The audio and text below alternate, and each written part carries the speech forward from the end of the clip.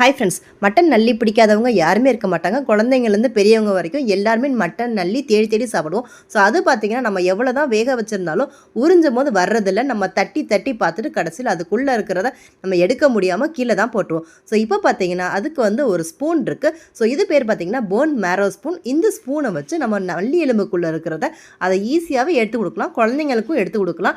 நம்ம அம்மியிலெல்லாம் வச்சு நல்லி எலும்பை தட்டி எடுப்போம் பார்த்திங்கன்னா, அந்த மாதிரி கஷ்டம் எதுவுமே வேணாம். ஸோ இது பார்த்திங்கன்னா சின்னது பெருசுன்னு 2 சைட்ஸுமே அவைலபிளாக இருக்குது. நான் தால்ச்சாக்கு வந்து எலும்பு வேக வச்சு எடுத்திருக்கேன். ஸோ நீங்கள் பெரிய நல்லியாக இருந்துச்சுன்னா பெரிய சைடாகவும், சின்ன நல்லியாக இருந்துச்சுன்னா சின்ன சைடும் நீங்கள் யூஸ் பண்ணிக்கலாம். ஸோ இது கிச்சனில் ஒரு ஸ்பூன் வைக்கிற இடம் தான் இதில் இருக்கும். ஃபுல் ஸ்டெயின்லெஸ் ஸ்டீல், டிஷ்வாஷர் சேஃபும் கூட. ஸோ தால்ச்சாலேருந்து இப்போ வந்து எலும்பை எடுத்து பார்க்கலாம். ஸோ இதில் வந்து இப்படி எடுக்கிறதுனால இது ரொம்ப ஈஸியாக இருக்குது.